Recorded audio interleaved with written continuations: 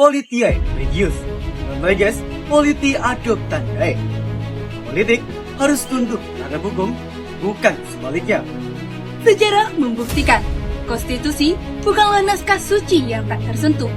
Ia adalah kontrak agung sebuah bangsa yang dapat diperbaharui demi menjawab tantangan zaman. Dari Undang-Undang Dasar 1945 hingga 4 kali amandemen, perubahan konstitusi selalu menjadi cermin perjuangan rakyat Indonesia dalam menjaga demokrasi dan hak asasi manusia. Kali ini, kita akan menelaah bagaimana perubahan konstitusi bukan sekedar soal teks, tetapi soal arah masa depan bangsa. Bagaimana HAM dilindungi, Bagaimana kekuasaan dibatasi, dan bagaimana kedaulatan rakyat dijaga. Assalamualaikum warahmatullahi wabarakatuh. Assalamualaikum warahmatullahi wabarakatuh. Halo para calon penegak hukum. Di video kali ini, kami akan membahas sebuah topik penting dalam hukum tata negara Indonesia, yaitu perubahan konstitusi atau amandemen Undang-Undang Dasar 1945. Kenapa penting?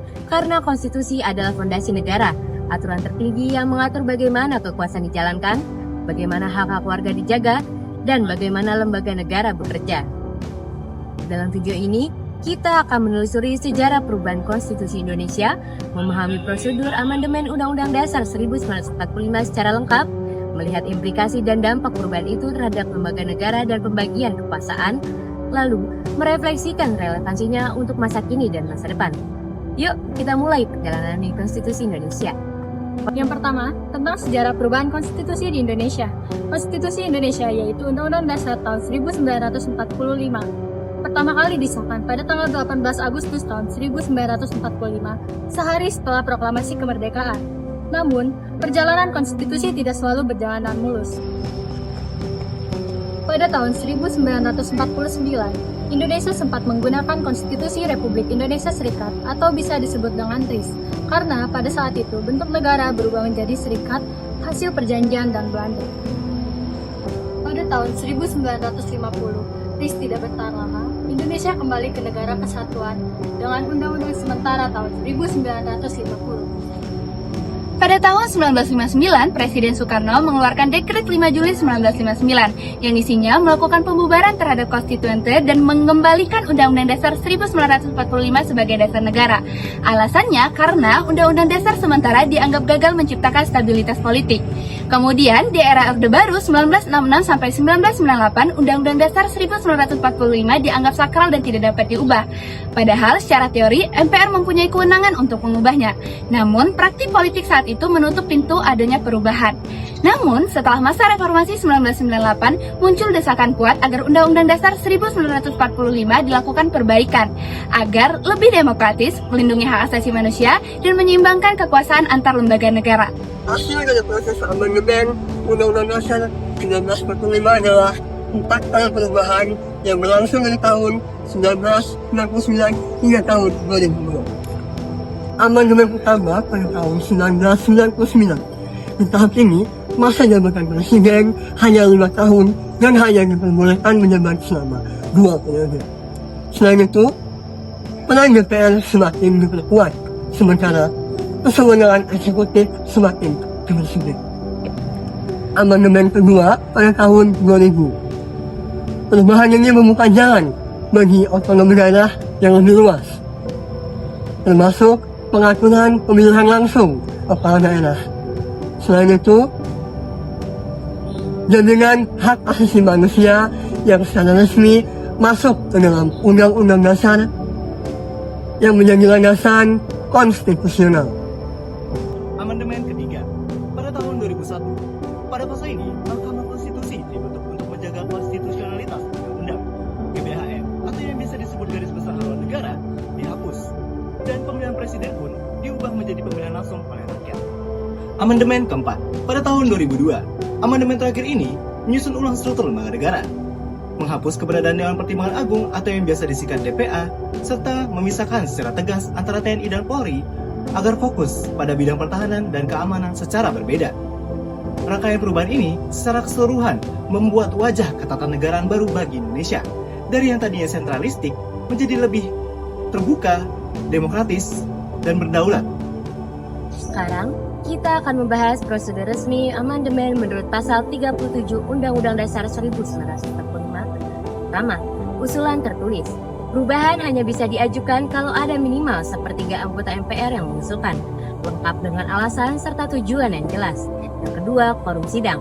Sidang amandemen baru bisa dilaksanakan kalau hadir sekurang-kurangnya 2/3 dari seluruh anggota MPR. Yang ketiga, persetujuan. Supaya perubahan disahkan, harus ada suara minimal 50/1 dari anggota yang hadir dalam sidang tersebut. Yang keempat, ada batasan mutlak. Bentuk negara Indonesia sebagai Negara Kesatuan Republik Indonesia atau NKRI tidak boleh diubah dengan alasan apapun. Jadi, dari sini terlihat bahwa prosedur amandemen memang dibuat sangat ketat. Artinya, perubahan konstitusi tidak bisa dilakukan sembarangan. Harus ada konsensus politik yang besar, serta legitimasi kuat dari MPR sebagai wakil rakyat. Dampak dan implikasi setelah amandemen. 4 kali amandemen Undang-Undang Dasar 1945 bukan sekadar perubahan pasal-pasal. Ia membawa dampak besar yang benar-benar mengubah wajah struktur ketatanegaraan di Indonesia. Kalau dulu, kekuasaan begitu terkonsentrasi di satu tangan. Sekarang, peta politik dan kelembagaan negara jauh lebih berimbang. Ada beberapa dampak utama yang bisa kita lihat. Yang pertama, lembaga lama tetap ada, seperti MPR, DPR, Presiden, Mahkamah Agung, dan BPK. Bedanya, kewenangan mereka sekarang diperjelas, supaya tidak tumpang tindih. DPR misalnya, kini lebih kuat dalam fungsi legislasi. Yang kedua, lembaga baru lahir. Kita punya Dewan Perwakilan Daerah atau DPD, Mahkamah Konstitusi, dan Komisi Yudisial. Kehadiran lembaga-lembaga ini menambah mekanisme check and balance agar tidak ada satu pihak yang terlalu dominan. Yang ketiga, ada lembaga yang dihapus. Dewan Pertimbangan Agung dianggap tidak lagi relevan dengan kebutuhan zaman, sehingga secara resmi dibubarkan. Ya, yaitu ada perubahan kewenangan, di mana sekarang Presiden tidak bisa lagi sewenang-wenang mengangkat duta besar tanpa persetujuan dari DPR, karena kekuatan DPR dalam proses legislasi juga semakin besar, yaitu ada checks and balance, di mana pembagian kekuasaan antara eksekutif, legislatif, dan yudikatif dibuat lebih tegas, agar hasilnya masing-masing dari lembaga bisa saling mengawasi. Perubahan punya dampak besar terhadap kehidupan demokrasi kita. Demokrasi Indonesia kini menjadi lebih terbuka, hak-hak warga negara lebih terjamin, dan sistem ketatanegaraan kita berkembang menjadi lebih modern. Amandemen membuat kita tidak lagi bergantung pada fitur tunggal, melainkan pada aturan yang sudah disepakati. Nah, teman-teman, ada beberapa contoh nyata hasil amandemen yang terasa hingga saat ini. Yang pertama adalah masa jabatan presiden. Masa jabatan presiden hanya diberi maksimal 2 periode. Artinya adalah tidak akan ada lagi kemungkinan untuk presiden menjabat seumur hidup. Yang kedua adalah pemilihan presiden secara langsung. Kini, rakyat memiliki hak secara penuh dalam memilih pemimpin tertinggi mereka. Hasilnya, legitimasi politik presiden jauh lebih kuat karena dipilih oleh rakyat dan bukan sekedar dari ketetapan MPR. Yang ketiga, lahirnya Mahkamah Konstitusi dan juga Komisi Yudisial. Mahkamah Konstitusi memiliki kewenangan untuk membatalkan undang-undang yang bertentangan dengan Undang-Undang Dasar. Sedangkan Komisi Yudisial memiliki peran yaitu menjaga integritas hakim agar tetap independen. Yang keempat, penguatan otonomi daerah. DPD dibentuk sebagai perwakilan dari daerah dalam struktur ketatanegaraan. Meskipun kewenangannya dibatasi atau terbatas dibandingkan dengan DPR, tapi ini menjadi simbol bahwa suara daerah kini ikut mewarnai dalam kebijakan nasional.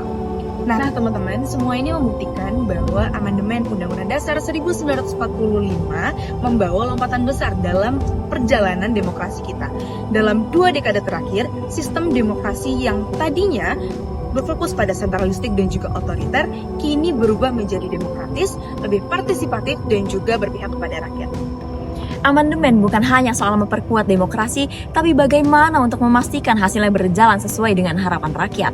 Beberapa kritik yang sering muncul, misalnya, yang pertama, prosesnya sering dipengaruhi elit politik, bukan sepenuhnya untuk rakyat. Yang kedua, pelaksanaannya belum sepenuhnya selaras dengan semangat konstitusi baru.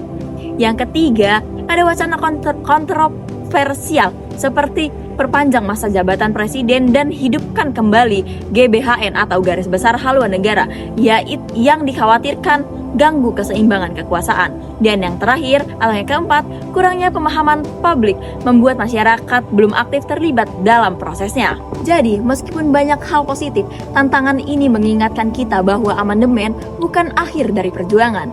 Yang lebih penting adalah bagaimana menjalankannya dengan konsisten, adil, dan sesuai cita-cita reformasi. Kalau kita tarik ke masa sekarang, dunia bergerak begitu cepat. Kita menghadapi yang namanya era teknologi digital dan arus globalisasi yang semakin deras. Kita juga menghadapi yang namanya tantangan baru, yaitu krisis iklim, yang mana semua hal tersebut mempengaruhi tata cara kita bernegara. Konstitusi sebagai hukum dasar tidaklah boleh kaku.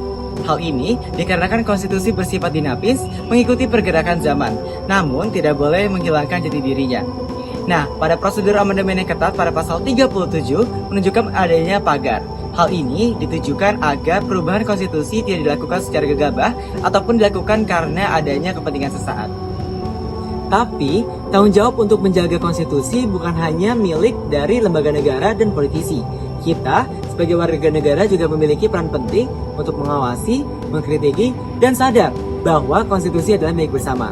Dengan begitu, setiap ada perubahan benar-benar diarahkan untuk bangsa, agar tidak ada agenda-agenda jangka pendek yang dapat merugikan masa depan bangsa. Perjalanan panjang Undang-Undang Dasar 1945 bukan sekadar kisah hukum dan pasal-pasal. Ia adalah kisah sebuah bangsa yang terus belajar, tumbuh, dan memperbaiki diri. Dari awal kemerdekaan, ketika konstitusi dianggap suci dan tak tersentuh, hingga masa reformasi yang membuka ruang perubahan besar, kita melihat bahwasanya konstitusi telah menjadi dokumen yang hidup dan bergerak bersama zaman. 4 kali amandemen pada tahun 2000-an membuktikan bahwa Indonesia berani untuk mengambil keputusan yang serius. Membatasi keputusan presiden agar tidak absolut, memberikan rakyat suara langsung pada saat pemilihan umum pemimpin, menghadirkan lembaga baru seperti Mahkamah Konstitusi untuk menjaga hukum tetap tegak, hingga memperkuat ekonomi daerah agar demokrasi hadir sampai pelosok. Namun perjalanan ini belum selesai, tantangan baru terus datang dari teknologi digital, globalisasi, hingga kebutuhan menjaga demokrasi di tengah era populisme. Semua ini agar konstitusi tetap relevan, tetap kuat, dan tetap berpihak kepada rakyat. Dari sini, kita belajar bahwa konstitusi bukan milik penguasa, melainkan milik rakyat. Ia adalah janji yang terus diperbarui, bahwa negara ini berdiri atas dasar hukum, keadilan, dan persatuan. Dan tugas kita sebagai warga negara, apalagi sebagai calon penegak hukum, adalah memastikan janji itu selalu ditepati. Nah, dengan adanya konstitusi yang kokoh, adil, dan hidup, Indonesia tidak hanya bertahan, tapi juga melangkah maju menghadapi masa depan dengan percaya diri dan harapan. Demikianlah video edukasi terkait perubahan konstitusi yang dapat kami sampaikan. Kami ucapkan terima kasih. Wassalamualaikum warahmatullahi wabarakatuh. Shalom, namo buddhaya, salam kebajikan. Om Santi Santi Santi Om. Terima kasih.